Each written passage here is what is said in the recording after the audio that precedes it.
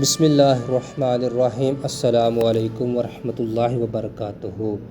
قصہ جالوت و طالوت اور حضرت داؤد علیہ السلام۔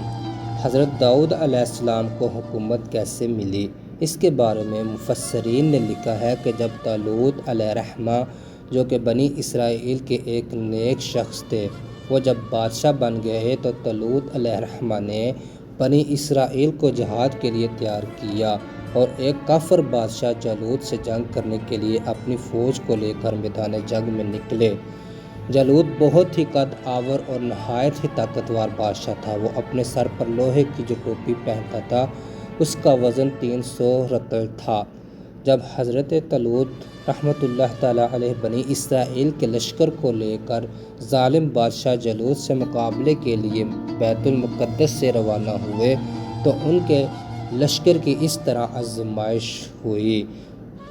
ترجمہ: طالوت بولا، بے شک اللہ تمہیں ایک نہر سے آزمانے والا ہے، تو جو اس کا پانی پیے وہ میرا نہیں اور جو نہ پیے وہ میرا ہے، مگر وہ جو ایک چلو اپنے ہاتھ سے لے لے۔ جو لوگ بنکروں اور دوسرے پیشہ واروں کو محض ان کے پیشے کی بنا پر ذلیل و حقیر سمجھتے ہیں، وہ انتہائی جہالت و گمراہی کے گڑھے میں گرے ہوئے ہیں۔ رزق حلال طلب کرنے کے لیے کوئی جائز پیشہ اختیار کرنا، یہ انبیاء و مرسلین اور صالحین کا مقدس طریقہ ہے، لہٰذا ہرگز پیشہ وار مسلمان کو حقیر ذلیل شمار نہیں کرنا چاہیے، بلکہ حقیقت تو یہ ہے کہ پیشہ وار مسلمان ان لوگوں سے ہزاروں درجے بہتر ہے جو سرکاری نوکریوں اور رشوتوں اور دھوکہ دہی کے ذریعے رقمیں حاصل کر کے اپنا پیٹ پالتے ہیں اور اپنے شریف ہونے کا دعویٰ کرتے ہیں۔ حالانکہ شرعاً اس سے زیادہ ذلیل کون ہوگا جس کی کمائی حلال نہ ہو۔ تفسیر خزائن میں ہے کہ سخت گرمی تھی، صرف 313 افراد نے صبر کیا اور صرف ایک چلو پانی پیا۔ الحمدللہ عز وجل، وہ ایک چلو ان کے لیے اور ان کے جانوروں کے لیے کافی ہو گیا، اور جنہوں نے بے صبری کی اور خوب پانی پیا تھا، ان کے ہونٹ سیاہ ہو گئے، پیاس خوب بڑھ گئی اور ہمت ہار گئی۔ جالوت کے عظیم لشکر سے 313 مسلمانوں کا مقابلہ تھا جو اطاعت گزار تھے، ان کے حوصلے مضبوط تھے۔ ان کا نقشہ اسی آیت کریمہ میں اس طرح پیش کیا گیا ہے: بے صبرے بولے، ہم میں آج طاقت نہیں جالوت اور اس کے لشکر کے مقابلے کی۔ بولے وہ جنہیں اللہ سے ملنے کا یقین تھا،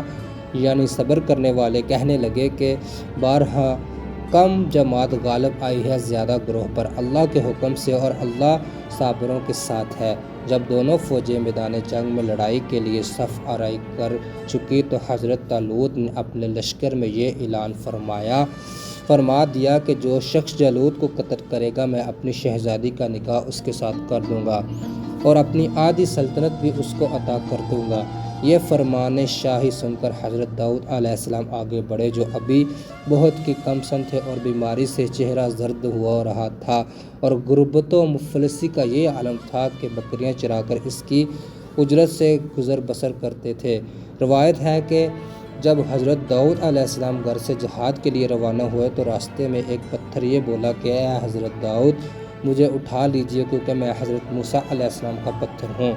پھر دوسرے پتھر نے آپ کو پکارا کہ اے حضرت داؤد، مجھے اٹھا لیجیے کیونکہ میں حضرت ہارون علیہ السلام کا پتھر ہوں۔ پھر ایک تیسرے پتھر نے آپ کو پکار کر عرض کیا کہ اے حضرت داؤد علیہ السلام، مجھے اٹھا لیجیے کیونکہ میں جالوت کا قاتل ہوں۔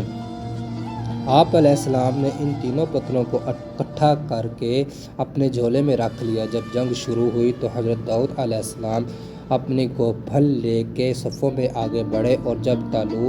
جالوت پر آپ کی نظر پڑی تو آپ نے تینوں پتھروں کو اپنی گوپھن میں رکھ کر اور بسم اللہ پڑھ کر گوپھن سے تینوں پتھروں کو جالوت کے اوپر پھینکا، اور یہ تینوں پتھر جا کر جالوت کی ناک اور کھوپڑی پر لگے اور اس کے بیجے کو پاش کر کے سر کے پیچھے سے نکل کر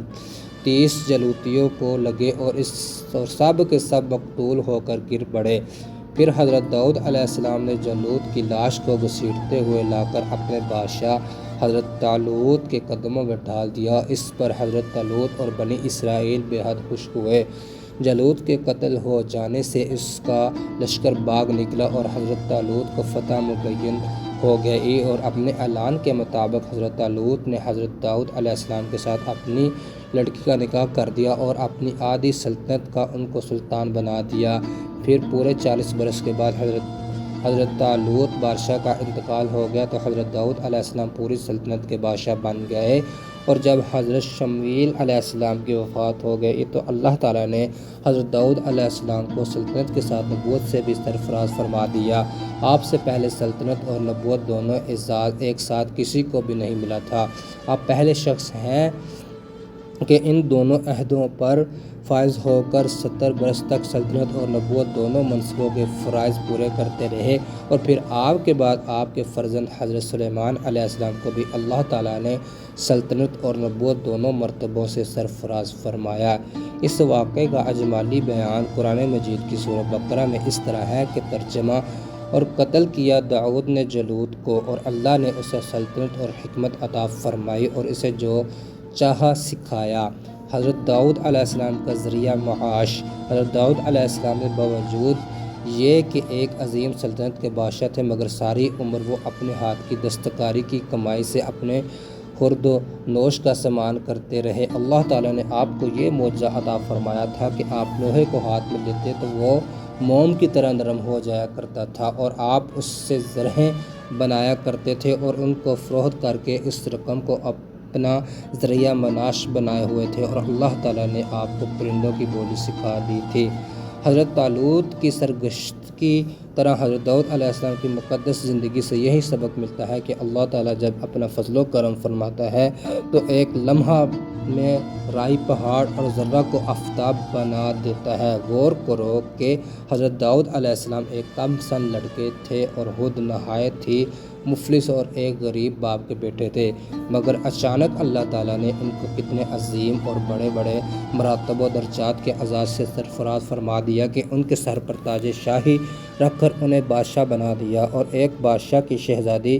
ان کے نکاح میں آئی، اور پھر نبوت کا مرتبہ بلند انہیں عطا فرما دیا کہ اس سے بڑھ کر انسان کے لیے کوئی بلند مرتبہ ہو سکتا ہی نہیں۔ پھر اللہ تعالیٰ کی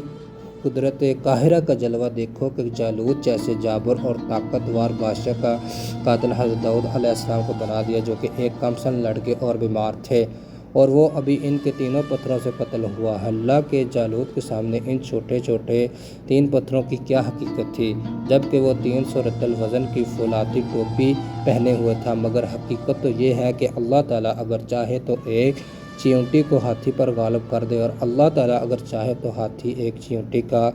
کچھ بھی نہیں بگاڑ سکتا۔